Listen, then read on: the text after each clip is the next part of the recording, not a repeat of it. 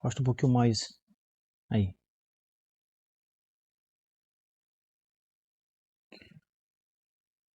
Pessoal, muito bem.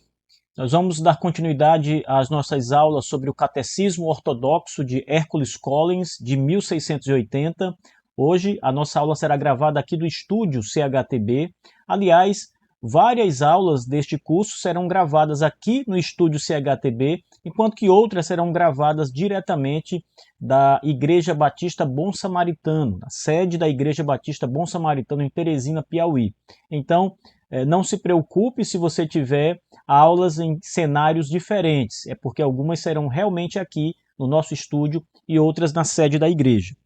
Bem, na nossa primeira aula, nós iniciamos abordando a pergunta número 1 do Catecismo, que é a seguinte: qual é o seu único consolo, seu único conforto na vida e na morte? A resposta para essa pergunta é claro que é Jesus Cristo, como nós lemos lá na aula anterior. Mas veja, toda a sequência da resposta da pergunta número 1, ela deve servir como uma base consoladora para a nossa vida enquanto servos do Senhor, enquanto crentes em Cristo Jesus. Não haveria, de maneira nenhuma, qualquer tipo de conforto em nossa alma se nós não descansássemos verdadeiramente em Jesus Cristo, nas suas promessas e na realidade da sua obra na cruz do Calvário. É a obra de Cristo e a certeza da eficácia da obra de Jesus Cristo na cruz do Calvário, a certeza da eficácia de que essa obra foi realizada para mim, para o meu benefício, que nós podemos descansar tranquilamente naquilo que Cristo fez por nós na cruz. A segunda pergunta do Catecismo Ortodoxo, ela está diretamente ligada a essa ideia do descanso dos crentes na certeza que eles têm da eficácia de Jesus Cristo. E esse descanso, como diz a pergunta número 1, a segurança que nós temos para descansar tranquilamente é na vida e na morte. Ou seja, a eficácia de Jesus Cristo e de sua obra salvífica não se resume apenas na vida, nesta vida, me refiro. Não é apenas agora, nesse momento. Mas veja, é uma eficácia que perdura na vida e na morte. Isto é, nesta existência e na existência por vir. Após a morte, passando desta vida, nós ainda continuamos existindo. O nosso corpo, segundo as Escrituras Sagradas, ele volta ao pó da terra, ele é sepultado. Mas o nosso espírito, a Escritura diz que ele não se decompõe. O espírito nunca deixa de existir e, neste sentido real e absoluto, o espírito não morre. O espírito está sempre em existência, ele vive. Tá? Então, o conforto que Cristo nos dá é tanto nesta vida, no agora, como na vida do porvir, como na segurança que nós temos de que a morte do Senhor Jesus, toda a sua obra realizada aqui, ela nos dá e nos garante essa segurança eternamente. Então a pergunta número 2 do Catecismo é a seguinte: o que você deve saber para viver e morrer na alegria desse consolo? A pergunta 2, quando trata do consolo, como mencionado aqui, é o consolo que nós temos na vida e na morte em Jesus Cristo, nas suas promessas, em tudo aquilo que eu acabei de mencionar. É por isso que essa interligação entre as perguntas do catecismo é muito importante. Você precisa fazer uma leitura do catecismo sempre tendo em vista o contexto anterior, porque o catecismo ele tem uma progressão lógica. Então aqui nós estamos vendo exatamente isso. De onde vem essa nossa alegria? O que nós devemos saber para viver e morrer na alegria desse consolo? O catecismo nos dá 3 coisas que nós precisamos ter em mente. A primeira delas é quão grandes são o meu pecado e a minha miséria. A segunda, como eu estou liberto de todos os meus pecados e miséria. E a terceira, como eu sou grato a Deus por tal libertação. Então, são estas coisas que todos os crentes devem saber para viver e morrer nesta alegria e deste consolo que nós temos no nosso Senhor Jesus Cristo. A primeira coisa importante que o catecismo menciona aqui é a consciência de pecado que todos nós devemos ter. É um grande erro pensar que nós recebemos de Cristo a salvação porque somos bons, porque somos merecedores, porque fizemos alguma coisa que agradou a Deus e por isso Ele está nos recompensando, nos dando a salvação, nos enviando seu Filho Jesus para morrer em nosso lugar. É muito comum as pessoas acreditarem que há algum tipo de mérito na sua parte para que ela obtenha essa dádiva maravilhosa que é o Senhor Jesus, esse consolo, né, as promessas de Cristo para nós. Mas essa é uma perspectiva equivocada. Você não vai encontrar nas Escrituras Sagradas nada que sugira isso, nada que leve um homem a entender, a pensar que o que ele recebe de Jesus é um pagamento pela sua bondade, pelas suas obras, é uma meritocracia. A vida não é uma meritocracia. Então, o que você recebe de Cristo, você recebe por graça. Porque a verdade que você precisa saber, como o nosso catecismo aqui bem aponta, é que você e todos os homens, incluindo todos os cristãos, são pecadores. Então, das três coisas que nós precisamos saber para ter paz em Cristo e para viver confiadamente, viver e morrer na alegria real deste consolo que nós temos em Jesus, a primeira coisa é quão grande são o meu pecado e a minha miséria. Então, nós somos grandes pecadores diante de Deus. Ninguém pense que pode se colocar diante de Deus como um homem justo por si mesmo. Ninguém pense que as obras que faz, a caridade que faz, qualquer coisa que pareça boa aos olhos humanos tem algum valor diante de Deus ou vai contar de alguma forma para a sua salvação. O que o homem precisa saber, de fato, é que ele é um grande pecador diante de Deus. Nós continuamente pecamos, desobedecemos a Deus, não conseguimos cumprir os seus mandamentos, não observamos com retidão a palavra de Deus, e olha, estou me referindo aqui a pessoas crentes. Eu não estou me referindo agora aos descrentes, mas àqueles que são crentes, que já conhecem a Deus. Mesmo estes homens, eles continuam com a natureza pecaminosa e são grandes pecadores diante de Deus. O que eles têm, na verdade, é o sangue de Jesus que cobre os seus pecados. Mas eles não deixam de ser pecadores. A natureza pecaminosa do homem não é invalidada, ela não é retirada dele quando ele conhece a Jesus, o Salvador. O que acontece é que o preço do seu pecado passa a ser pago inteiramente pelo Senhor Jesus. Mas ele ainda é um pecador. Então, o que preciso saber, em primeiro lugar, conforme o catecismo apresenta, é quão grandes são o meu pecado e a minha miséria. Veja, as pessoas às vezes não entendem que todo pecado ele traz em si mesmo um grau de malignidade absurdo. Veja, no Éden, Deus havia dado a Adão uma lei. E a regra desta lei que Deus deu a Adão foi que ele poderia comer de todas as frutas, de todas as árvores que estavam ali no jardim do Éden.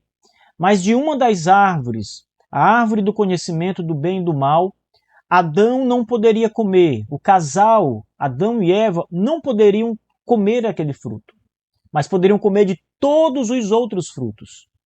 O pecado de Adão, na verdade, o grande pecado que levou toda a humanidade à ruína e à miséria, consistiu em comer um fruto, fruto de uma árvore. Então perceba que a malignidade do pecado, embora algumas pessoas até tentem diminuir alguns pecados, como se alguns pecados não fossem tão maus assim, como se alguns pecados não pudessem ser tratados como algo tão maligno. Note, por causa da desobediência de Adão e Eva, porque um fruto foi comido, toda a humanidade caiu em pecado mortal. Adão e Eva foram punidos por Deus, amaldiçoados por Deus. A terra inteira, a criação toda, foi amaldiçoada por Deus por causa do pecado do homem. Então perceba, que grande pecado foi esse que Adão cometeu? Ele comeu do fruto de uma árvore. Então, ele não matou ninguém, Ele não se levantou contra Deus diretamente, desafiando a Deus com palavras. Ele simplesmente desobedeceu uma ordem de Deus que parecia simples e não parecia trazer grandes coisas aos olhos deles. Mas o Senhor Deus havia dito exatamente o que aconteceria, porque a transgressão é pecado e o pecado é maligno. E todo pecado gera morte. A punição é a morte. Agora, se Adão e Eva no paraíso morreram, e se toda a humanidade foi punida por causa deste único pecado, o que dirá, pessoal, os nossos pecados cotidianos? Nós somos pecadores por natureza. E desde o nosso nascimento nós pecamos continuamente. Não há um único dia que o homem não peque contra Deus. Não há um único dia em que o homem não quebre a palavra de Deus, os preceitos e a lei do Senhor. Ele é pecador nato. Ele é um campeão do pecado. Ora, todos os dias, se você for tentar calcular, você não vai conseguir chegar nunca ao grau de pecado que você carrega. Então, diferente de Adão, que pecou quando comeu do fruto da árvore, nós pecamos em Adão e ainda temos os nossos próprios pecados cotidianos que os cometemos desde o dia em que nós nascemos. Por isso, é preciso entender que os nossos pecados, como diz o Catecismo Ortodoxo, de fato são muito grandes. Né? Quão grandes são os meus pecados? Esse é um ponto que todos os homens, especialmente os cristãos, para que não sejam enganados achando que não são mais pecadores, todos os homens, especialmente os cristãos, precisam reconhecer que são grandes pecadores diante de Deus. E além do mais, todo pecado traz a miséria em si mesmo. Portanto, nós somos homens de grande miséria. E a miséria aqui consiste exatamente em ser separado de Deus. A miséria consiste na nossa condição como pecadores. A nossa condição de pecadores é detentora da ira de Deus. Acontece que aos cristãos a ira de Deus ela é aparada por Jesus Cristo, nosso Senhor. Jesus, o nosso Senhor, recebe a ira de Deus em nosso lugar. Mas veja, isso só nos mostra o quão miseráveis nós somos por causa do pecado. Então, o pecado gera essa condição em todos os homens de miséria espiritual. Nenhum homem pode olhar para Deus por si mesmo. Nenhum homem pode buscar a Deus por si mesmo. Nenhum homem pode livrar-se dos seus pecados por si mesmo. Se o homem dependesse dele mesmo, a sua situação era totalmente desesperadora.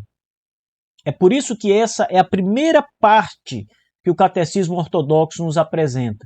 É a primeira coisa que nós devemos saber. Nós somos terrivelmente pecadores e a nossa condição é totalmente miserável diante de Deus.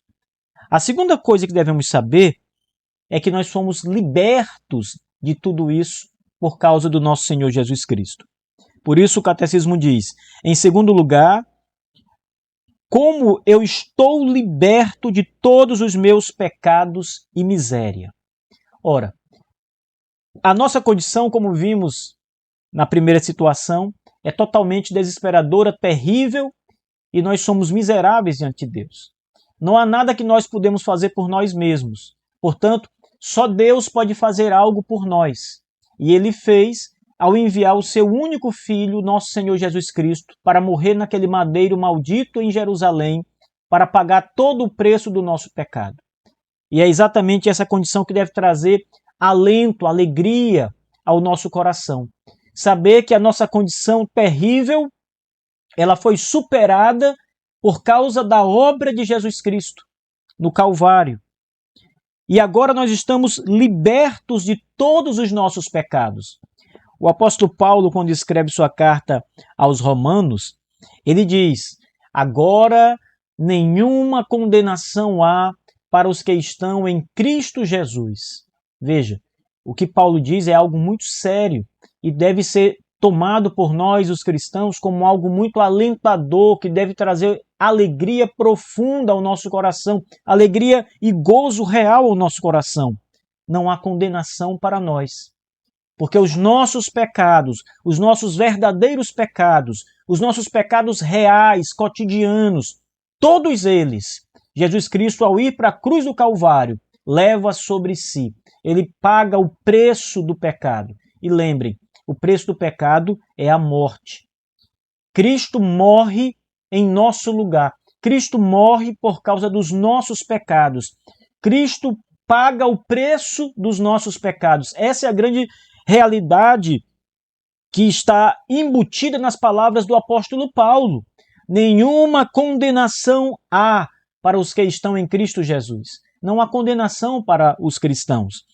E isso que nós devemos saber é que vai fazer o contrapeso entre a nossa situação de reconhecimento de que somos grandes pecadores por um lado e saber que Jesus Cristo pagou o preço por todo o nosso pecado de um outro lado. Então, saber esta verdade, que Cristo é o nosso Salvador, que Ele pagou o preço do nosso pecado, vai servir para contrapor a tristeza do coração por sermos grandes pecadores diante de Deus e por sermos miseráveis diante de Deus. Cristo cuidou de resolver tudo isso. O Senhor Jesus pagou o preço do nosso pecado, Ele nos libertou dessa situação de miséria espiritual, Ele nos libertou do cativeiro da morte, Ele nos libertou das garras de Satanás, ao qual todos estavam ali presos, até que Cristo vem e opera poderosamente, e pagando o preço do salário do pecado, nós somos livres de Satanás. É claro que o preço, o pagamento não é pago para o diabo. Esse é um ponto importante. O pagamento é pago para Deus, porque a nossa dívida era para com o Senhor, nosso Deus. Então, quando Cristo vai para o Calvário, Ele então paga o preço que o Pai exige pelo pecado. E o preço exigido pelo pecado é a morte. A alma que pecar, esta morrerá. Mas quando Cristo paga o preço pelo nosso pecado, todas as almas que estão sob o domínio de Satanás são libertadas por Deus por causa do sangue do Cordeiro, do sangue do nosso Senhor Jesus Cristo. E é exatamente este o significado de libertação que a segunda condição nos apresenta. Nós somos libertados do pecado, isto é, o nosso pecado está pago, a dívida foi paga, não há mais dívida, não há mais condenação sobre nós, e nós somos também libertados de uma situação de miséria espiritual, porque agora o sangue de Jesus nos cobriu, o Espírito Santo de Deus está sobre nós. O catecismo ensina essas grandes verdades da teologia, aqui nessa sequência, para mostrar que há um verdadeiro consolo em Jesus Cristo, na vida e na morte. Isso quer dizer que nós não precisamos temer o que nos acontecerá quando partirmos desta vida. Nós não precisamos ficar preocupados com o destino de nossa alma. Na verdade, o que nós devemos fazer é louvar a Deus e agradecer a Deus e olhar para Deus com um coração cheio de gratidão, porque o que Jesus fez é a garantia de que nossa alma descansará, que a nossa alma está bem, que a nossa alma jamais será atacada, jamais será punida, jamais será condenada. Cristo cuidou de solucionar, de uma vez por todas, todo o nosso problema diante de Deus. E a terceira coisa que nós devemos saber é que devemos ser gratos a Deus por essa libertação maravilhosa. Ora, conhecer a condição humana de pecado, em primeiro lugar. Segundo, conhecer a obra de Cristo, a libertação que Ele nos deu, morrendo na cruz do Calvário, em segundo lugar. E em terceiro lugar, ser grato a Deus pela salvação, pelo privilégio que nós recebemos do Senhor, pela graça que nos foi dada. Aqui há um ponto muito importante, pessoal, porque a gratidão a Deus, ela se dá não simplesmente de forma labial ou na esfera dos nossos pensamentos. Nós podemos agradecer a Deus, devemos agradecer a Deus, devemos expressar verbalmente a nossa gratidão a Deus, devemos falar para as pessoas o quão grato nós somos por Jesus Cristo ter morrido na cruz em nosso lugar. Devemos expressar isso em alta voz, de fato, Devemos também, diante de Deus, orar, mesmo no secreto do nosso quarto, mesmo no silêncio dos nossos pensamentos, quando estão voltados para Deus em oração, devemos orar e agradecer ao Senhor. Devemos dizer: Senhor Deus, louvado seja o teu nome. Eu sou grato, Deus. Eu sou agradecido de verdade pela obra de Jesus ao meu favor, a meu favor. Eu sou grato a Jesus por aquilo que ele fez na cruz do Calvário em meu lugar. Eu agradeço por Jesus ter escolhido o caminho da morte no meu lugar. Então, isso de fato você deve fazer. Você deve agradecer verbalmente. Você deve agradecer em suas orações, ainda que de forma silenciosa. Mas veja, a gratidão, ela ultrapassa isso.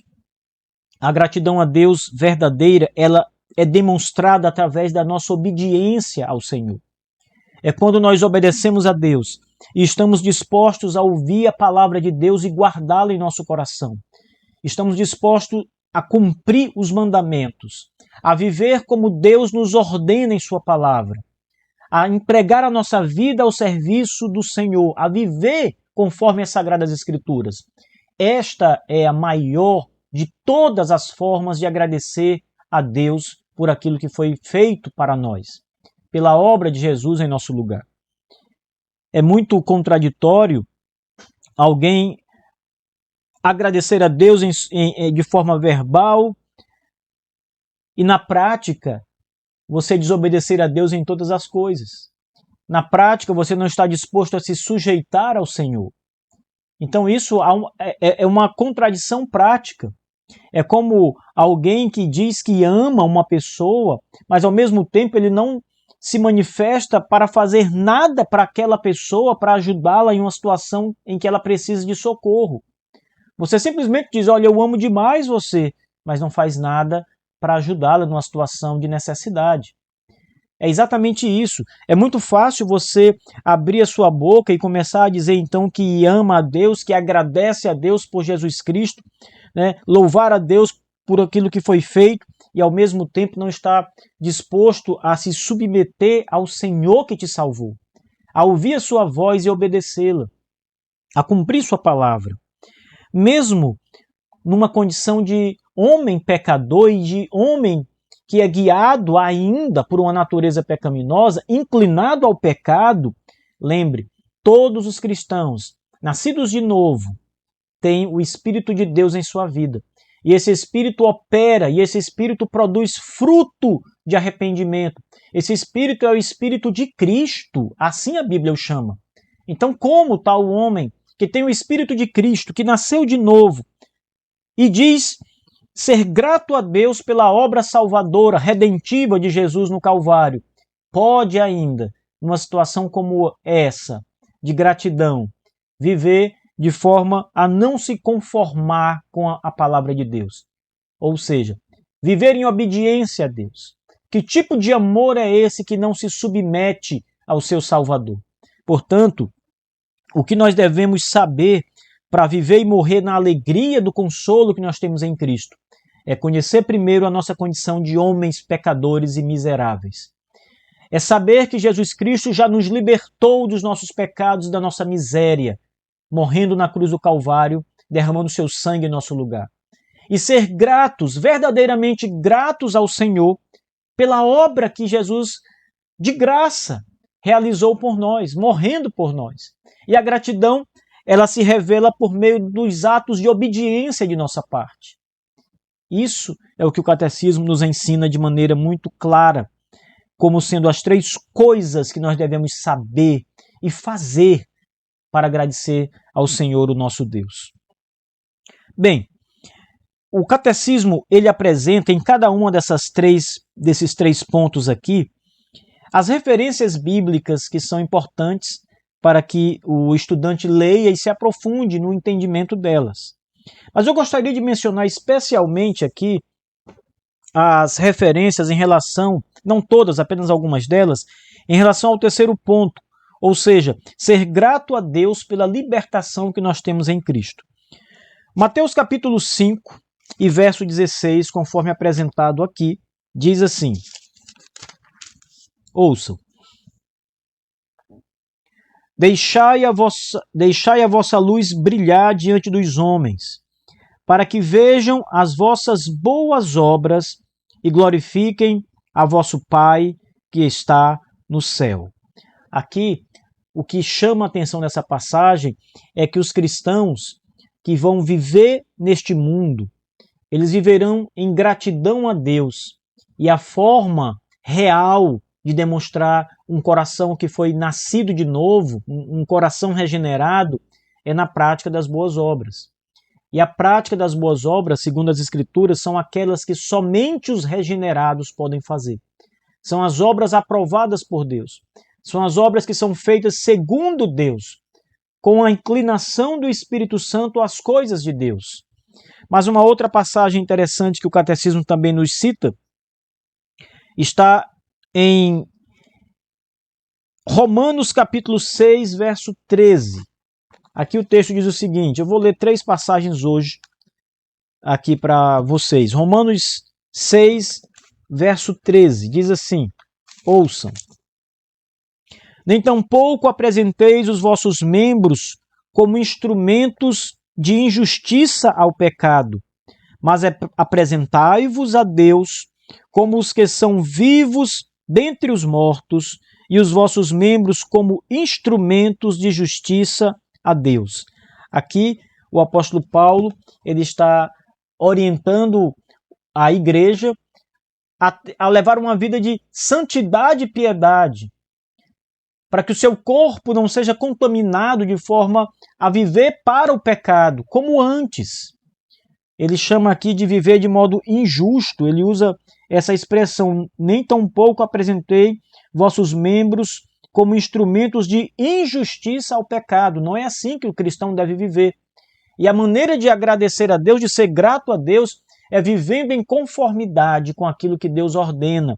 Portanto, nossos membros, isto é, o nosso corpo, nossa vida, deve ser vivida para a glória de Deus, em justiça diante do Senhor, em obediência diante do Senhor. Então, o terceiro ponto do catecismo, que diz que nós devemos ser gratos a Deus pela libertação que nós tivemos, pelo poder de Cristo, pela obra de Cristo na cruz, ela deve ser materializada através de uma vida piedosa, uma vida obediente, uma vida disposta a renegar o pecado e a viver inteiramente para Deus, o Senhor. Bom, sobre a pergunta 2, é isso. A aula de hoje é um pouco mais curta por conta do volume de informação. Hoje apenas a pergunta 2 para nós irmos nos preparando para as próximas aulas. Então, que Deus abençoe a todos vocês e até o nosso próximo encontro.